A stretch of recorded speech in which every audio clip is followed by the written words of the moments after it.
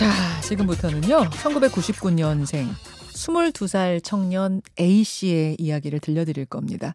여러분 잘 들으시고 만약 내가 A씨 같은 입장이었으면 어땠을까 생각을 해보시기 바랍니다. A씨, 청년 A씨에게는 뇌출혈로 쓰러진 아버지가 한 분 있었습니다. 아버지가 긴 입원을 끝내고 집으로 돌아오셨는데 역시 치료는 계속해야 했어요. 그런데 치료비는 고사하고 쌀 사 먹을 돈도 떨어졌습니다. 결국은 아픈 아버지를 방치했고 끝내 숨졌습니다. 이 청년 살인죄로 1심에서는 유죄 판결을 받았고 어제 2심 선고가 있었는데 역시 1심이 그대로 유지가 됐습니다. 재판부는 살인에 대해서 고의성이 있다고 판단을 한 건데요. 다만 상황을 참작해서 징역 4년. 자, 생각할 지점이 많습니다. 이 사건을 깊이 취재한 진실탐사그룹 셜록의 박상규 기자와 함께 짚어보죠. 박 기자님 어서 오세요. 예, 안녕하세요. 그 A씨의 아버님 몸 상태가 그러니까 어느 정도였던 겁니까? 그 아버님께서 쓰러진 날짜가 작년 9월 13일이거든요. 네. 뇌출혈로 쓰러지셨고 그 이후에 거의 온몸이 거의 마비가 돼서 누워서 생활을 했고 콧줄로 음식물을 공급받아야 됐고 대소변을 타인이 치워줘야 됐습니다. 그러니까 뇌출혈에도 사실은 정도가 다 다른데 예. 이분은 아주 안 좋은 상황이에요. 예, 아주 심각한 상태였습니다. 그래서 입원을 하셨는데. 입원을 했고 그 9월 13일부터 올해 4월까지 약 8개월 동안 투병 생활을 했는데요. 병원비가 약 2천만 원이 청구가 됐고 아이고. 22살 청년한테는 그 돈이 없었죠. 그래서 결국에는 삼촌이 자기 퇴직금을 중간정산 받아가지고 해줬습니다. 하지만 더 이상 병원비를 감당할 수 없는 능력이 안 돼서 네. 결국에는 아버지가 치료를 계속 받아야 했지만 돈이 없어서 더 이상 치료를 받을 수가 없다. 우리는 너무 가난하다 해서 아버지를 퇴원시켰습니다. 그럼 다 이게 치료가 끝나서 퇴원하신 게 아니라 돈이 없어서 예. 7개월 만에 집으로 일단 모신 거예요. 예, 맞습니다. 병원에서 1차적으로 한번 만류했습니다. 지금 나가시면 위험하다. 그런 상태에서. 예.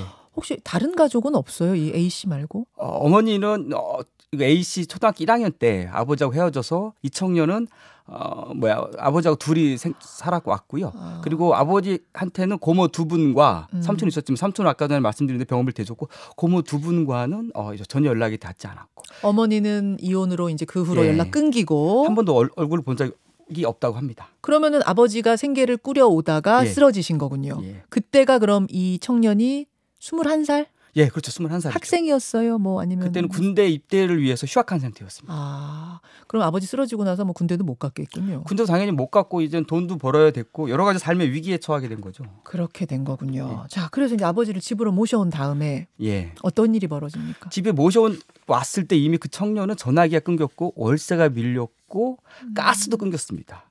그리고 쌀 사 먹을 돈이 없어서 2만 원을 빌려달라고 삼촌한테 문자를 보낸 시점이었거든요. 쌀 2만 원이요? 예, 쌀도 다 떨어져서 쌀 사 먹기 2만 원. 그리고 병원을 오갈 차비도 이 청년은 없었습니다. 어쨌든 이 상황에서 아버지를 돌봐야 되는 상황이었고 결국에는 좀 돌봄을 좀 포기했다고 법원은 판단을 했고요.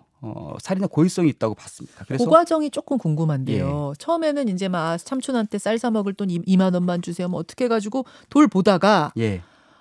방치를 했다 함이 예. 어떤 식으로 방치를 했다는 거죠? 이 청년이 그 아버지가 태어난 날짜가 올해 4월 23일입니다. 네. 그리고 아버지가 시신으로 발견한 날짜는 5월 8일인데요.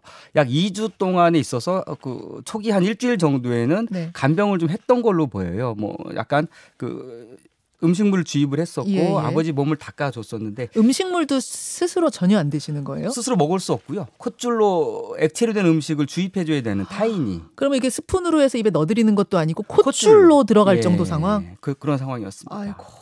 그래서 예. 약 일주일간에는 좀 어느 정도 간병을 했다라고 판단을 했는데요. 이 청년도 자백을 한 것은 5월 1일부터 거의 아버지를 더 이상 내가 돌볼 상황이 아니다 해서 그리고 아버지도 그런 걸 요구했었고 너의 삶을 살아라라는 요구를 했다라고 이 청년은 주장을 하고 있고요. 그래서 5월 1일부터 아버지에게 음식물과 물을 공급하지 않았다고 이것들은 다 인정을 하는 내용입니다. 예. 약 당연히 못 샀으니까 약 예. 못 드렸고 밥도 못 드렸고. 거의 못 드렸고. 예, 5월 1일부터는. 5월 1일부터 못 드렸고. 그러면 아버지는 그냥 방에서 영양실조로 예. 사망하신 영양실조로 거예요. 사망을 한 걸로 추정이 됩니다. 아버지가 돌아가셨을 때 몸무게가 보니까 39kg 예. 이렇게 나오더군요. 자, 이 얘기를 이제 들으면서 아니 두 가지 요런 댓글들이 있어요. 하나는 22살 청년이면 그러면 사지 멀쩡한 22살 청년이면 어디 가서 뭐 아르바이트나 뭐라도 좀 하면은 네. 아버지가 숨기는 것까진 가지 않았겠느냐. 요 질문 네. 하나 하시는 분이랑 네. 아니 이 정도면은 우리 복지가 네. 이 정도 가정은 돌봐주지 않는가? 이해가 안 간다. 이런 네. 질문이 제일 많았어요. 우선 이 청년이 몸이 건강한 건 맞고요. 아르바이트를 하려고 노력을 했습니다. 하지만 이 청년이 구할 수 있는 아르바이트는 일주일에 2번 심야에 하는 편의점에서 약 10시간 하루에 일하는 그 정도 수준이었고요. 그리고 복지 제도 같은 경우 대한민국이 물론 잘 돼 있고 앞으로도 발전할 텐데요. 현 상황에서 보면 이 친구한테는 거의 도움이 안 되는 상황이었습니다. 왜냐? 이 친구한테 청구된 병원비 2천만 원 중에서 네. 대한민국이 부담할 수 없는 비용 그쪽 즉 비급여 항목이 약 1,500만 원이었습니다. 간병비도 국가에서 부담 안 해줍니다.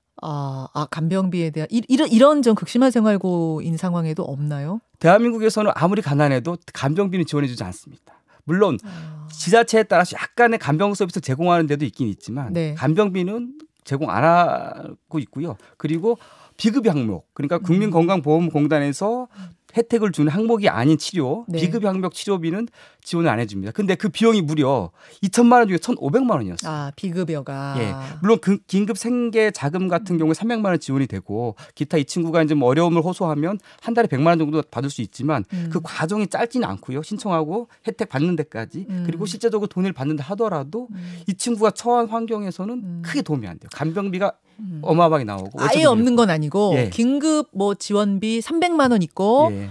월 100만 원 정도는 요 수준에서 받을 수는 있었지만 예. 그걸 받기까지 신청해서 검증도 해야 예. 되고 손에 쥐기까지가 상당히 걸리는데 그 전에 돌아가신 거네요. 어떻게 보면 못 그렇죠. 버틴 거네요. 국가에서도 이미 그 가스가 끊겼을 때 원래 이제 대한민국 예. 가스가 끊기면 명단이 통보됩니다. 예. 각 주민센터로 그때는 이미 아버지가 사망한 상태였습니다. 아버지는 5월 8일 날 사망했는데 명단이 통보된 건 5월 10일이었어요. 근데 그게 조금 더 빨리 진행이 돼서 한 달에 100만 원을 받았다 손 치더라도 예. 지금 이 집 상황 보니까 예, 그렇습니다. 뭐 연명은 될지 모르겠습니다만 이게 얼마나 버틸 수 있었을까 싶어요. 아버지가 하루 종일 돌봐야 되는 사람이면 예, 맞습니다. 그 정도 상황이면 이 청년이 하루 종일 아버지 옆에 붙어 있어야 되면 돈을 언제 벌고? 예, 맞습니다. 그리고 치료비. 예, 이거 다 어떻게 되며? 결정적으로 아버지도 또 2시간마다 자세를 바꿔줘야 되는 상황이었습니다. 욕창 방지를 위해서. 욕창. 2시간 동안 2시간마다 이렇게 바꿔줘야 됐고 그리고 뭐냐면 또 긴급 폐혈증을 알 가능성이 높아서 누군가 꼭 상주해야 되는 상황이었습니다. 예. 그러면 이 청년은 간병을 하라는 건지 나가서 돈을 벌라는 건지 되게 좀 약간 혼란스러운 상황이었던 거죠. 알겠습니다. 이런 상황에서 벌어진 일 재판을 한번 보죠. 보니까 일단 존속 살해 혐의로 1심 징역 4년 그리고 어제 나온 2심 역시 예. 그대로 유지가 됐어요. 이거는 어떻게 보세요? 일단은 재판부에서 살인의 고의가 있다고 판단을 했고 그리고 징역 4년이 선고된 게 존속살해 혐의로 징역 4년이 선고된 것은 약간 아쉽긴 하지만 그래도 재판부에서 최대한 좀 장량 감경이라고 해서 이 청년의 사정을 봐줬다고 볼 수 그렇죠. 있거든요. 왜냐하면 존속살해는 최하 형량이 원래 7년입니다. 예. 3년 정도 법원에서 좀 감경해 준 건데 그래도 조금은 좀 아쉬운 점이 있고 어쨌든 살인의 고의가 있다고 봤다 이 청년은 이 청년이 선택한 것에 대해서 살인의 고의고 이것은 일부러 죽인 거다. 그 판단이 앞으로 좀 쟁점이 될 것 같습니다. 왜냐하면 법원은 4월 23일 날부터 간병을 전혀 하지 않았다라고 봤는데 그럼 이 청년이 간병 시점이 과연 병원에서 태어나 4월 23일부터인가 아니면 아버지가 쓰러지고 입원한 그날부터 이 청년은 삶의 위기가 처한 것인가. 언제부터로 볼 것인가. 그게 전혀 고려가 되지 않았습니다. 이번 판결에서. 그러니까 이게 불가피한 방치였느냐 아니냐의 기준을 언제부터로 잡을 것이냐. 이게 쟁점으로 남아있다는 거군요. 그러니까 일명 이게 이제 부작위 살인이라는 건데요. 강력한 의무 책임 있는 사람이 그 의무를 다하지 않았을 때 적용되는 살인죄입니다. 자, 그러면 의무를 수행할 때도 의무를 다할 때도 돈이 드는데 과연 이 청년이 의무를 다할 수 있는 상황이었는가? 가스 끊기고 차비도 없고 쌀도 떨어졌는데 그런 것도 좀 고려해야 되지 않을까라는 생각이 좀 듭니다. 그렇군요. 뭐 이 사건을 접하면서 이게 이 청년만의 일일까라는 분들이 많으셨어요. 무슨 말이냐면 이 청년은 끝내 그냥 삶을 자신의 삶도 사실은 포기한 거 아니겠습니까? 그냥 아버지를 더 이상 어쩔 수 없다라고 포기해버린 두 손 두 발을 다던 상태인데 그리고 아버지는 결국 돌아가셨기 때문에 살인죄까지 쓰게 됐지만 그 정도까지 가진 않더라도 예. 비슷한 상황에 처한 젊은 간병인들 네. 혹은 뭐 젊은 간병인이 아니더라도 홀로 간병을 해야 되는 사람들이 얼마나 많을까? 예. 어떤가요? 일단 한국 사회에는 이제 간병 살인이 굉장히 많이 벌어지고 있고요. 3일에 한 번꼴로 벌어진다고 3일에 한 번이요? 그 정도로 지금 예측이 되고 있습니다. 아, 돌아가시는 예, 분이? 청년 간병만이 아니라 그 노인이 노인을 부양한다거나 노인이 그렇죠. 자녀를 부양한다거나 그런 경우에 어쨌든 많이 벌어진다고 보고 있고요. 문제점은 청년 간병인의 상황과 처지 그리고 통계가 잡히지 않고 있다는 점입니다. 약 3만 명 정도가 간병을 하고 있다라고 추산을 하고 있지만 이게 정확한 통계는 아니고요. 청년 간병인의 문제는 이분들이 누군가를 간병을 하려면 자기 미래와 삶과 꿈을 포기해야 된다는 거예요. 가령 좀 약간 기성세대 연배가 있으신 분들이 간병을 하게 되면 경험도 있고 어느 정도 자산도 있고 돈도 있지만 네. 청년 간병인들은 경험도 없고 돈도 없고 아무것도. 그것에 더해 자기 꿈과 미래를 포기해야지만이 효자가 될 수 있는 거예요. 네. 효녀가 될 수 있는 거죠. 아하. 예. 뭔가 좀 외통수에 걸리는 상황인 거죠. 이게 뭐 영어라서 좀 그렇습니다만 영케어러 예. 요 전문 용어는 영케어러라고 부르더라고요. 그러니까 간병 때문에 가정이 곤란에 겪은 가정들 많지만 특히 젊은이가 혼자 감당해야 되는 경우는 더 어렵다. 그래서 용어를 영케어러 이렇게 쓰고 있던데 지금의 복지 체계라면 이런 문제는 그럼 계속 반복될 수밖에 없는 겁니까? 현재로서는 한국이 물론 계속 복지 제도가 좋아 있지만 그 간병에 대한 청년 간병인 특히 네. 그 문제에 대해서는 아직 좀 대책이 미흡한 상태입니다. 예. 가장 시급한 건 뭐라고 보세요? 가장 시급한 것은 뭐냐면 대통령이 약속한 대로 병원비 때문에 곤란이 처한 사람이 없었으면 좋겠다는 건데요. 병원비를 못 내서 사람이 태어나는 일이 일단 없어야 되고 그리고 대한민국의 복지의 근간은 신청주의입니다. 신청주의를 빨리 손봐서 가난한 사람을 먼저 발굴하는 제도가 마련되면 좋겠습니다. 예, 예. 이 청년 혹시 대법원 가면 3심 가면 판결이 뒤집힐 가능성도 좀 있나요? 일단 대법원은 3심은 이제 법률심이거든요. 그 2000년에 적용된 법률 그러니까는 존속살해 혐의가 과연 타당한지 아니면 유기치사인지 그 쟁점이 좀 있을 것 같고요. 어쨌든 대법원에서 한번 다퉈볼 만하고 그리고 사회적으로 한번 토론해 볼 만한 문제가 아닌가 그런 생각을 해봅니다. 여러분이 A씨 같은 입장이라면 어떠셨을까요? 라고 제가 질문을 던지면서 인터뷰를 시작을 했는데 많은 분들이 문자 주셨어요. 2061님. 그 돌아가신 아버지 마음은 어땠을까?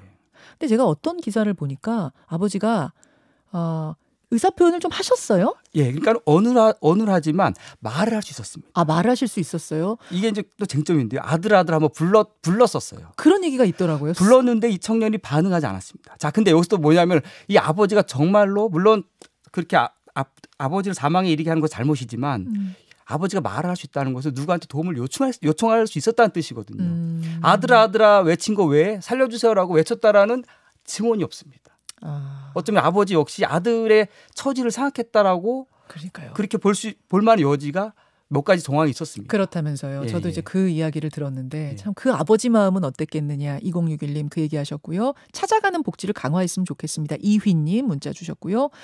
부자 둘이 사는데 8개월 만에 병원비 2천만 원이라 저거를 저 청년이 어떻게 감당합니까? 이런 문자들. 베리님도 병원비도 병원비지만 간병비 부담이 훨씬 크다. 아마 경험을 좀 하셨던 분들이 많으신 것 같아요. 송신나는님은 아픈 아이를 어른이 돌보는 것도 굉장히 힘든데 그간병도 힘든데 청년이 젊은이가 어르신을 돌보는 거 그거 부담 굉장히 크다는 이야기 지적해 주셨습니다. 자, 여기까지 한번 같이 생각해 보죠. 박 기자님 고맙습니다. 예, 고맙습니다. 예, 셜록의 박상규 기자였습니다. 김현정의 뉴스쇼는 청취자 여러분의 참여로 이루어집니다. 트위터, 페이스북, 레인보우 게시판 그리고 단문 50원, 장문 100원의 유료 문자 샵 1212, 우물정 1212 통해 참여하실 수 있습니다. 김현정의 뉴스쇼 여러분과 함께 만듭니다.